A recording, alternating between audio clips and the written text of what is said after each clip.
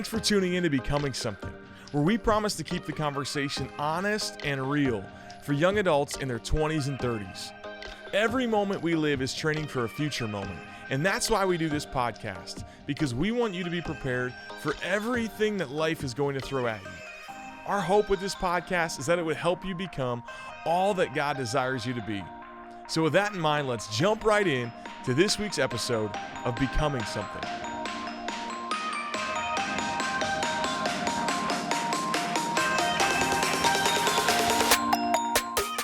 What's up, podcast world? It's your boy JP in the podcast studio with my friend Kathy Davidson. Kathy? Oh, she's not here. Sorry. She's sick. I am confident she's out like applying for other jobs or something. She's trying to get on other podcasts. I don't know, because she already went through the pain of breaking up with us. That's true. And then came groveling back for her job. She was just did she text you every day like she texted me? I've made a tremendous mistake, guys. I cannot live my life without y'all. Can I please be on the Becoming Something? I think she went to the grocery store and she was like, hey, you know, it's me, Kathy. And they were like, who are you? Everyone noticed me. She was like, from Becoming Something. They were like, no, you're not. She's like, I got to get back there. I mean, she texted every day, let me back on, let me back on, let me back on. Yeah. So I do appreciate that she's paying me every single week that we let her back on. Is that not your deal? Oh, my goodness. That's why I said yes. This is ridiculous. I was like, man, I'll take it. This is ridiculous. What's your favorite genre of music? Because I feel like with that KB episode, you really dropped the ball. Rap's not my thing, It's clearly not hip-hop. Rap's not my thing. I mean, I grew up on Stephen Curtis Chapman and Mercy Me. So Christian. What's a Stephen Curtis Chapman song? I'm going deep in over my head. I want to be lost in the flow. Or saddle up your horses. Why'd you pull the mic away on that? I don't know. I knew I was getting high. Yeah, you're like, I don't know if I'm going to hit this. What if I had to pick a backup? I'd probably pick country music. Country music. You know this guy right here? Is that Thomas Rhett? Oh, it's not Thomas Rhett. That's offensive, man. That's offensive. That's my guy, Granger. That's my guy, Granger Smith. Granger Smith, thanks for jumping on with us today. What's up, man? Good to see you guys. We're doing a little virtual, but you're like less than an hour away, and that blows my mind. I was talking to somebody who was it was Kyle, our mutual friend, Orland, I think is his last name. Yeah. And he was like, he had said he had went down to see you, and I was like, wait, where? Because I always thought you were in Nashville, because that's where everybody who does anything country music related lives. Did you ever live in Nashville? I did. Early 2000s, I lived over there. Yeah. Okay, that sounds right. Did you ever live in Nashville, Nate? I didn't. I've been recruited, but they're always trying to get you there. Yeah. And so, and man, you've been on a journey because of country music. My neighbor asked me one day, my neighbor is over, and he's like, yeah, have you ever heard of Earl Dibbles Jr.? And so, man, you tell me about this, just so I can talk with him and be in the know. Like, what is going on there? First of all, dude, do you know where Earl Dibbles is from? This is crazy. No, where? Valley Mills. What? How far is that from you? I mean, 10 minutes. I mean, like, we'll eat in Valley Mills. There's, our favorite barbecue place is there. Yeah. So, in 2011, we were promoting an album, my brothers and I, and my parents live or my mom does now. My dad passed away. My brother grew up outside of Clifton, between Clifton and Cranfield's Gap. Crazy. And so we were promoting a new album, and we were just coming up with funny characters and trying to make something go viral. And we came up with this country character named Earl Dibbles Jr. And we filmed a video that ended up going viral. We thought it was just going to be a one-time deal, but it ended up being a decade worth of Yeah. content that we continued to make, and songs. And his very first music video was filmed in Valley Mills. Crazy. And yeah, so And am when I he the says closest guest you've had, do you think? Totally. virtual for Yeah. sure. Yeah. You're the closest guest we've Yeah. ever had. It feels like you're in the other room. We should just walk Yeah. over and say, hey. But yeah, Cranfell's Gap. I've got a friend that lives there, and then Clifton. You know, I think that's where that restaurant Olaf's. In that Clifton. Did you say Olaf's? Yeah, there's a restaurant there. It's good. You gotta check it out. I've never heard of that. That's great. And so this is amazing radio for our listeners. Hey, all the reasons to come to Waco Totally. and visit Waco That's and come right. hang with us. So you did. So Earl Dibbles Jr. went viral, which not Nate, not like you go viral, like different kind of viral. Not as big. No, a lot bigger. And so you like made it. You're a platinum selling country artist, and I knew you were a believer. I mean, somebody had tipped me off like, hey, you should know this guy, and it was like Friday Q&A. People would always ask, hey, you got to connect with him, and but now you're like going all in vocational ministry. I mean, you're at seminary and serving at a church, I guess. Around what church are you at? It's called Emmaus in Georgetown. Oh, let's go. We're a fairly new plant. We planted about a year ago from Yeah. High Point Baptist in Austin. So Yeah. And, all the things. And so, like, how did that come to be? And then, yeah, not to mention, you also own a brand of a Yee Yee, right? Yeah. Okay. Yeah. Because I see that on the back of trucks, and I'm like, what in the world is Yee Yee? And then it's like beef jerky and stuff too, right? Like, I mean, I know I'm coming. I don't know where you want me to start here. I'm a hip hop guy. I feel like we're on with like a Shark Tank, entrepreneur, Renaissance man. So you got to tell me. And then in a minute, guys, stay with us because I want you to share your story. And it's like I've got the book Like a River. It's an unbelievable story as a dad of daughters. Like I can't wait to hear that too. But yeah, just kind of tell us all the things. Like, how did you get your hands on all this stuff? I guess your job right now is just to tell me where to start. Anywhere. Lay out a place for me to start. Country. So you guitar lessons in the 6th grade, man. I mean, how did you get into country music? And I started at 14, so almost the 6th grade. I started at 14 because there was a girl that I liked, and she liked this other guy that played guitar. Yeah, they all do. And I overheard her saying that if Granger played guitar, I would really like him. Wow. If Granger played guitar like Peter, that was the guy's name. And so I was like, well, my grandma gave me a guitar. It's in my closet. I don't think I've ever pulled it out. And I pulled that guitar out, and there was a book in there that showed you where to put your fingers on the fretboard to make chords. And I fell in love with that guitar. So much so that I forgot about girls at that point and actually started loving the guitar. And then I started kind of singing along with the guitar and started traveling around. I saw George Strait a few times and just thought, man, I want to do that. I love that. I loved the feeling of performing and playing and writing and singing.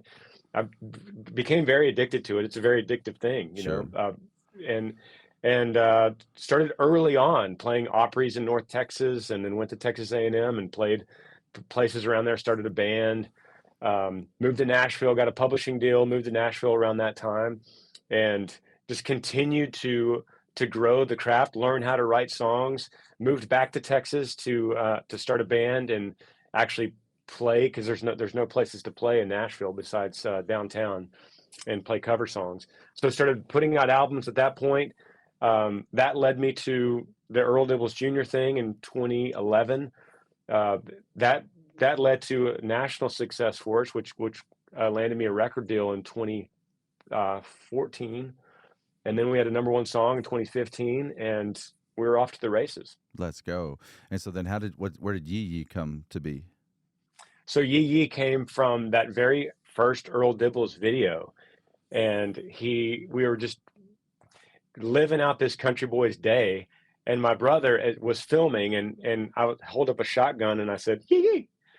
Yeah. and just like an old Texas cattle You were call, like in it your made the cut. bro. You're in your whitey tighties or something, right? I feel like I've seen one of these It's videos, the and whole deal. Yeah. I'm like, Yeah. what in the He's got world? overalls, a white tank top, Yeah. and it just went viral. Like you said, we started seeing it in trucks, and we thought, man, we better trademark this before someone tells us that we can't use it anymore because they've trademarked it.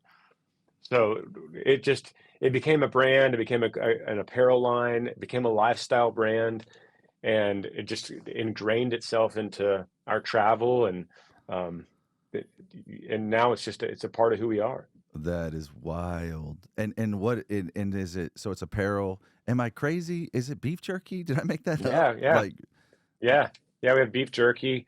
Um, and we do seasonal launches, and so we do everything from hunting gear and jackets and coats, hoodies to hats, t-shirts, beef jerky, belts, wallets. yeah, Yeah, it's a lifestyle brand. Yeah. yeah. And we, I kind of got to know you via social media, and it seems like you and I are members of the same club, the Outpunted Our Coverage Club, which Nate's actually the president of, believe it or not. Yeah, And yeah. so you got an amazing wife in Amber, and how long have y'all been married? This is 14 years. Working Wow. on 14 years right now. I Yeah. gotcha.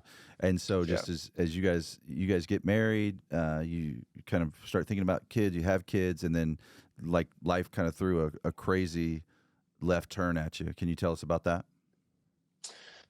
Yeah. Yeah. We had 3 kids, 2019.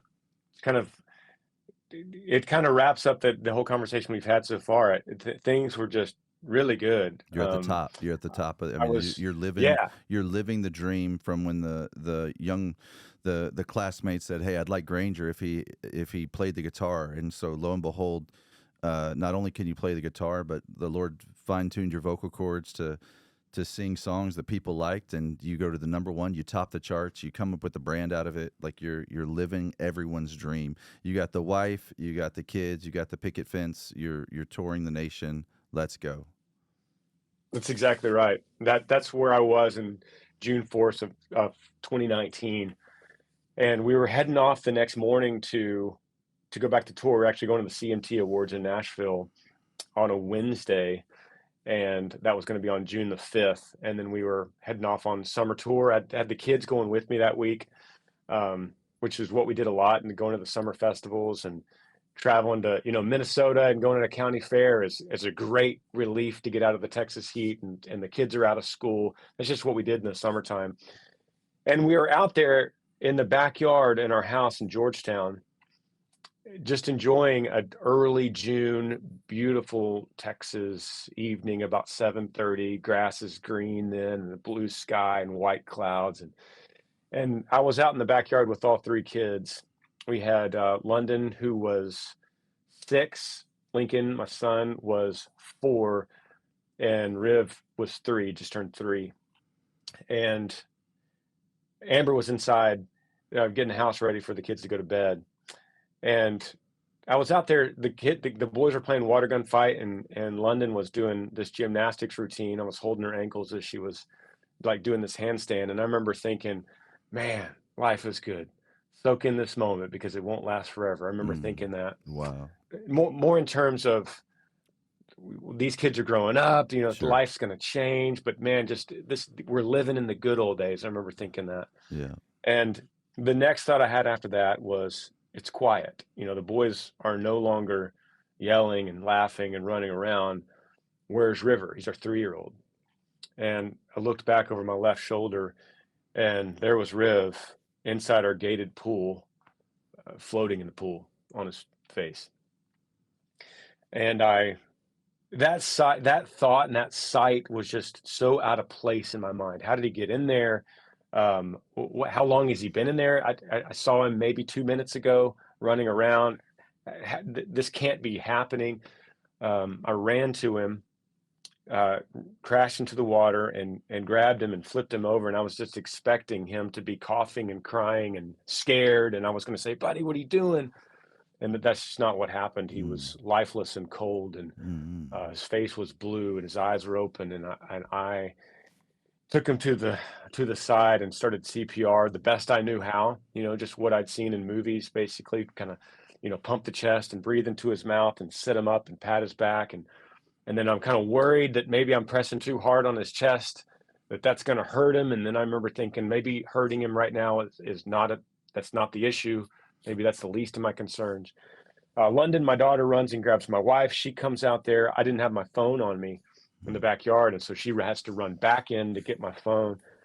It takes emergency services about 10 minutes to arrive. We lived out in the country, and although they got his heartbeat back, it was too late because he'd been unconscious for too long for his little brain without oxygen. So they got his heartbeat back, but that only lasted about 24 hours before they announced in the hospital he wasn't going to make it.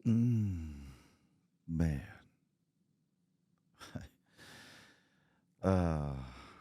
That's a tough moment. I just feel the need to sit in for a minute, and so from there, you guys are like, I mean, how do you? And this is where I think it's like I need this right now, honestly. Like, how do you say after that moment that God is good? That you can, like, how do you continue with life after that moment right there? Like, what are you clinging to? And I don't want to expedite the story, so you can take us all along the journey if there's moments where it's like, man, we were questioning those things. But gosh, that's just so heavy for me right now. Yeah, that started to come in early on in this process, that idea of who is God, where is God, is God good? Those kind of thoughts came in really early in the process, all the way back into the hospital, and I remember the first time that occurred to me was when a cousin of mine texted me, because the doctors had announced that Riv wasn't going to make it, and that now we needed to decide as parents when to unplug the machine. They couldn't do that on their own. So we needed to go out, and we had some time together, Amber and I, to kind of reflect and then go back in and tell the doctors, okay, we're ready. Well, during that time, the news had gotten out to our family. And so different people were finding out, the network of family were finding out that this is what's happening. And a cousin of mine texted me in that moment, and he said, do not unplug that machine. God is working. God will heal this child if you give him the chance to show that it is only him, and remove all doctors from the situation. They don't know what they're doing. Let God do his work, and he will heal this child. And I remember reading that and thinking, it's not right. And reflecting on this, I was very much a cultural Christian at the time. I was very much a nominal Christian. Said I was a Christian, would pray at meals, but had no true understanding of who Jesus was, who God was. But so I needed to preface that. But I knew that text was wrong. There's something wrong with that text. It was creating this weird God that reacts to us when we make sure the doctors are out. It was like a very weird miracle, like name it and claim it type God. And I thought, no, God is sovereign. God is providential in this right now. Yeah. So he can absolutely heal this child or not. But either way, he already knows this situation, regardless of what doctors do or not. So the right question is, God, what do you need me to do now in this moment, moving forward? Man. I need to walk in there and tell these doctors to unplug a machine with my little perfect 3-year-old boy is plugged into. God, just give me the strength right now. You're providential, you're planning. The Bible says you're good. So what do I do right now? Just give me the strength in this moment. And that's the prayer I needed to hear from my cousin. Yeah, I think that's a really powerful question I want to take with me is, what do you need from me right now, God? Or what is the next step of faithfulness look like? I've been in Genesis and just looked at the story of Joseph, and it says in Genesis 30 9, it says 4 times, and God was with Joseph, and God was with Joseph, and God was with Joseph. Well, Joseph is just, his brothers betrayed him. They were going to kill him, but they sell him into slavery, which he's in shackles. He's got, Psalm 105 tells us he's got shackles around his feet and his neck, and he's sold into slavery in Egypt. And he works at Potiphar's house, but then he's falsely accused of something, and he's sent to prison. And so there he's in prison, and that's where it's repeated, this idea that God is with Joseph, God is with Joseph. And I just remember reading that, thinking, man, when does Joseph give up? Like, when is he like, all right, Yeah. God, hey, if this is what it means to follow you, this is really hard. And I think about God in His kindness tells us, hey, in this world you will have trouble. It's going to be difficult, and I think there's a reason that whole story is Genesis 37 to Genesis 50, so 14 chapters, but 39 is where it's when he's in prison that this idea is repeated, and God is reminding us, and God, hey, He's still with you. He's still with you. He's still with you in the loss and the grief and the layoff. He's still with you in the breakup and the heartbreak. He's still with you in the cancer diagnosis. He's still with you in the broken relationship and all of the things that we experience on the journey here on earth. And you're not out of your mind to have hope at the same time you experience grief of losing a child, and it's like I need to hear that. Right? It's like, as you share your story, it's like, okay, there's something about His God and there's something about Amber's God that they can continue to declare Him good even in the midst of tremendous loss here on earth. Like, there's a hope that they have that surpasses, our human experience. And I'm just Absolutely. and I'm grateful for that. And then we did a Granger podcast recently on suffering, and I just, and you get that text from a well-meaning cousin, right? And their people don't know what to say. They don't know what to do in the midst of that. And they're suffering too. Your suffering is an extension of their suffering. But my friend Blake Holmes, always says this, and it's been so helpful to me. And so his son was diagnosed with leukemia once upon a time, and so he would tell others, and I'm curious if this is your experience. He would tell others how to minister to that, and he says, you show up. Resist the urge to say something profound and identify a need and meet it. And so, it's try to not say, hey, I'm here if you need something, or call me if you need something. Let me know if there's anything I can do. He's just like, look for something to do and do it. But what was the most helpful to you guys? Yeah, that's so good, because it is difficult to know what to do or what to say in that situation. In fact, a lot of people just kind of become paralyzed in the situation because they go, I didn't even reach out at all because I didn't know what to do. Yeah. So, I think that's good advice to just sometimes just show up at the house and say, hey, I brought you guys some food. I'm going to go ahead and put it in here in the kitchen, and I'm going to go ahead and take care of some of these dishes. I noticed there's some dishes in the sink. Went ahead and did that, put them in the dishwasher, got it running. I'm going to take off, but I'll be back here in a couple hours, kind of check on you guys, and just see if there's anything you need. That kind of proactive reaching out is so good. It's so much better than saying, how are you feeling? Like the text that says, how are you doing? Yeah. Well, I'm doing bad, man. I'm doing bad. Yeah.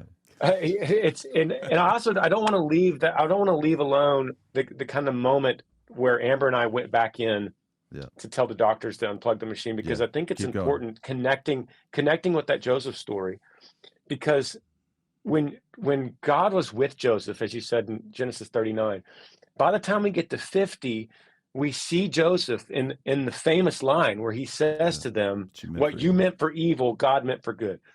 And I think it's so profound to know what you said, that God was with him. Joseph knows that.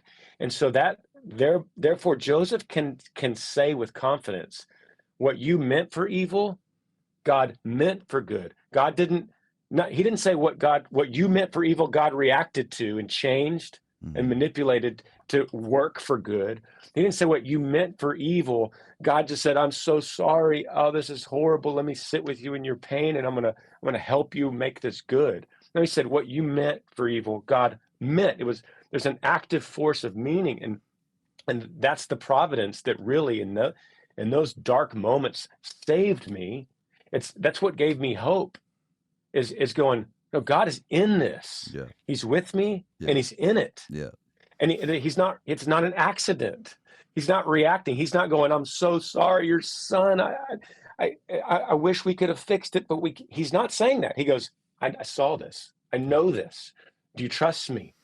And when we went back in to tell the doctors, and I had that idea that there's more to it. Like, God, what do I do in this moment? There has to be more to it than this.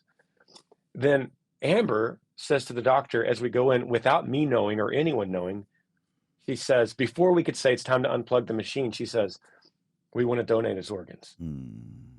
I look at her like a surprise. We hadn't discussed it. She told me later she didn't even think about it. It just kind of occurred to her. And the doctor said, oh, well, that changes things. Now we have to keep him alive a little longer. We have to find a proper recipient. That's gonna pull out this thing about 24 hours, and we're gonna have to now get a new team in here, to a retrieval team, an organ retrieval team, surgery team.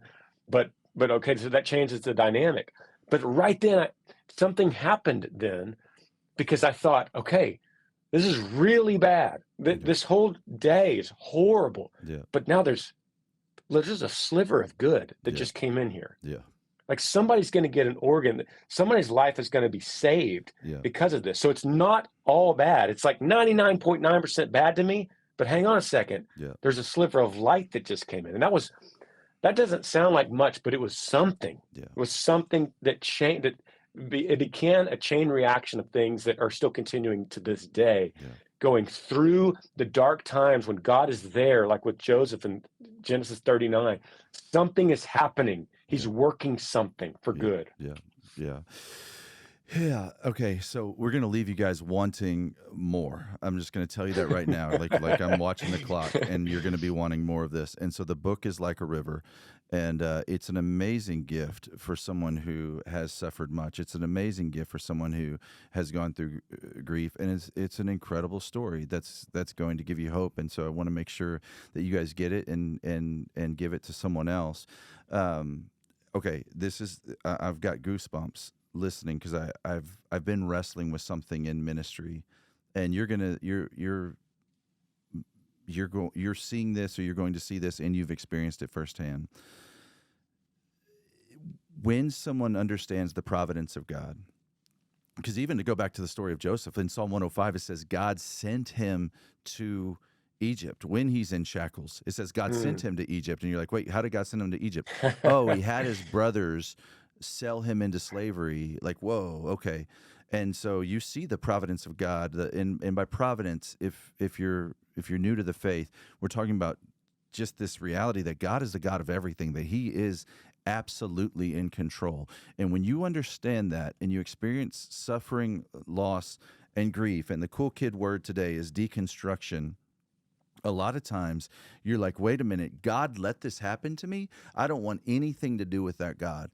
And it seems to me in ministry that there's two responses to suffering, two responses to having gone through something, two responses to loss, where you say, all right, if God's going to allow that to happen to me, I don't want anything to do with Him. Or another response. I mean, you can have two people, and they went through the exact same kind of abuse. They went through the exact same kind of grief, the exact same kind of loss. And person A says, I don't want anything to do with that God. And person B says, man, there's no way I want to try to go through this without God. You know, that there is something good that He can bring about in this. And so the last thing I'm going to do is turn my back on Him right now. And I'm like, what is the difference?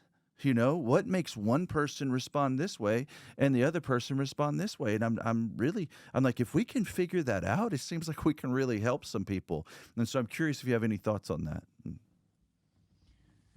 Well, yeah, you're right. And that problem of evil Sure. is it has to be addressed in every worldview. Sure. So it's not just the providential God has the problem of evil that we have to deal with. No, atheists have to deal with the problem of evil. Any other religion has to. Hindu, They Buddhist, Jewish, they Islamic. all have it. It's all there.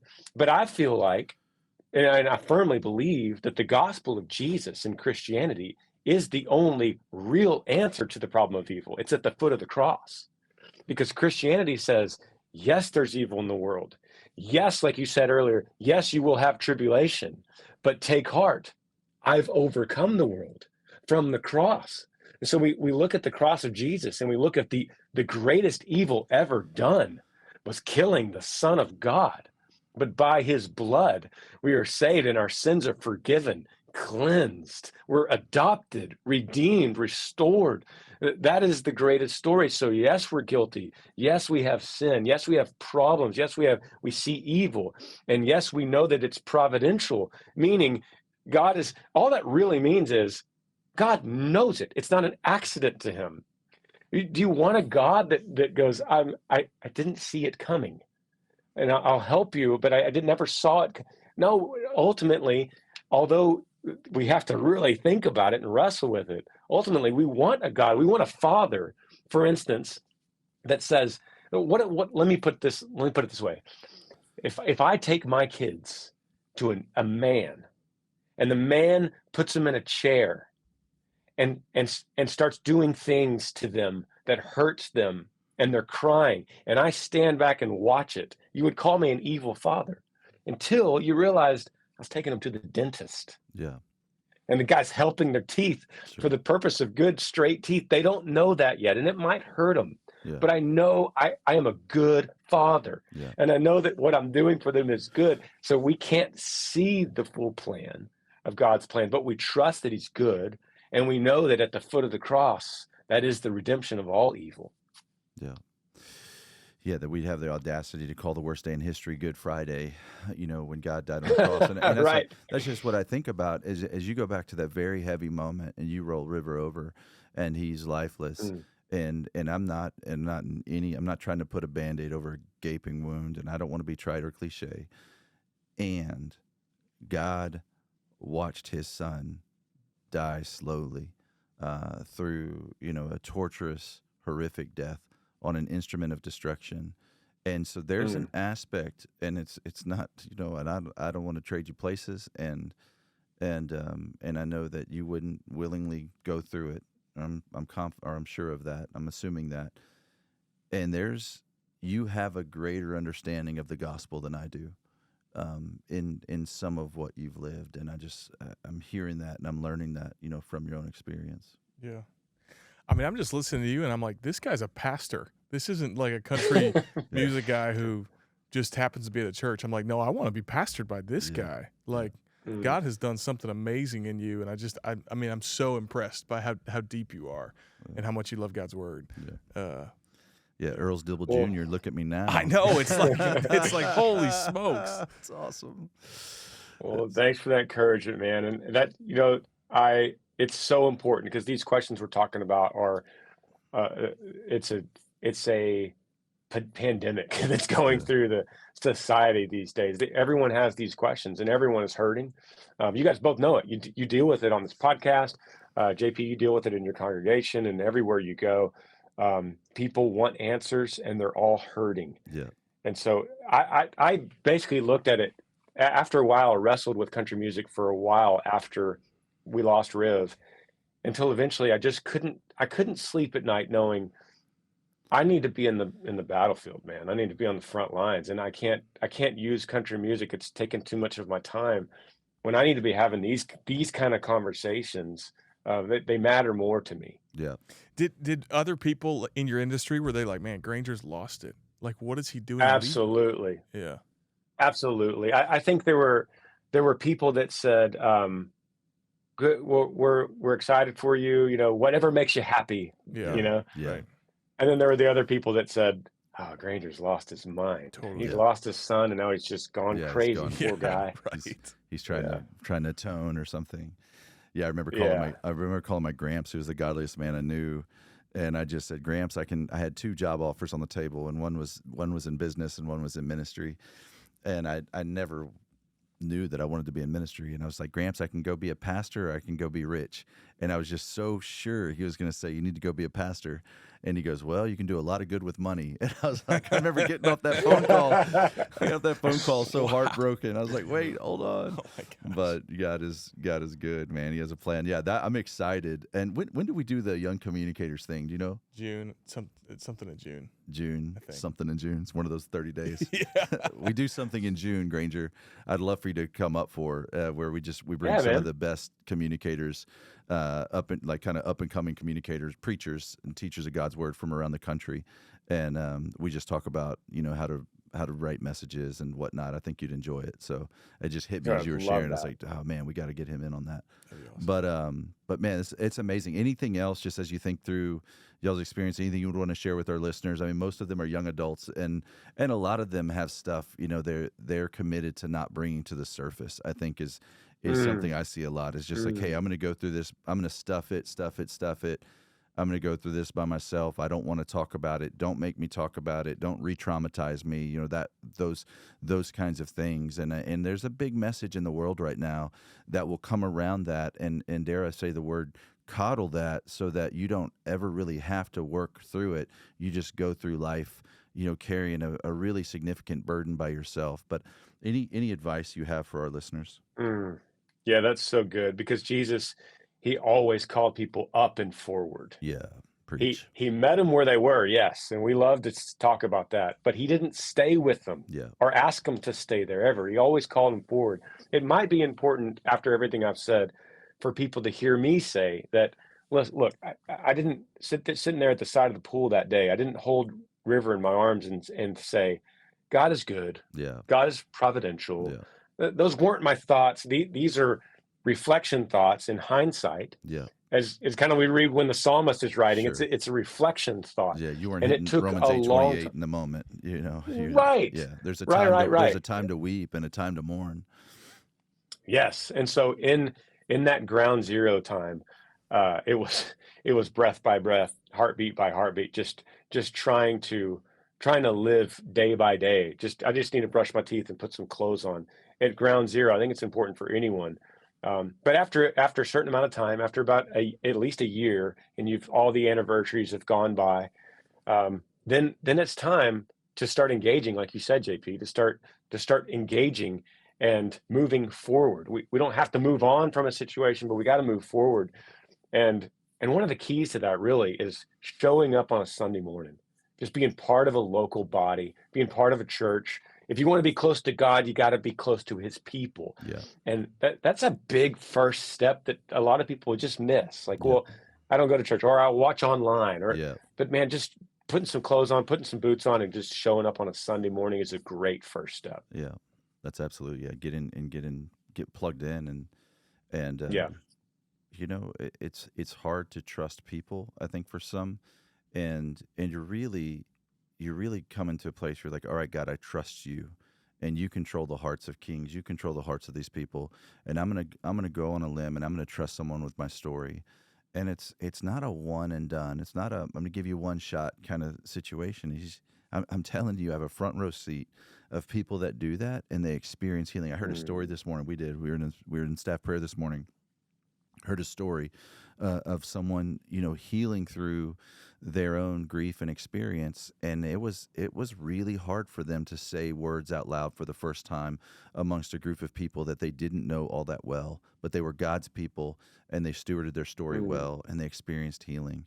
And so, man, I'm just so encouraged by you. Thank you for jumping on with us virtually. I hope we get a meal together soon. Maybe we'll meet in Salado or something. But man, I've been watching from afar and being encouraged, and it's fun just to do this together.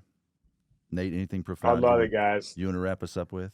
I mean, we interview people a lot, and most of the times I'm like, I don't really need to read the book. I'm like, I need to read this. Yeah. Like, this guy's got something I want. Yeah, it's good. Anyway, it's like a river. It's available everywhere books are sold. And Granger Smith, thank you so much for jumping on with us. I'm just really grateful for you. Man, grateful for you guys. Thank you so much for having me. All right, we'll see you guys next week.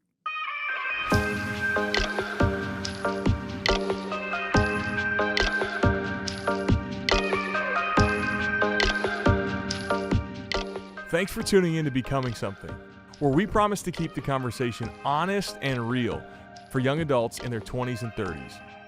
Every moment we live is training for a future moment, and that's why we do this podcast, because we want you to be prepared for everything that life is going to throw at you. Our hope with this podcast is that it would help you become all that God desires you to be. To find out more, visit becomingsomething.com.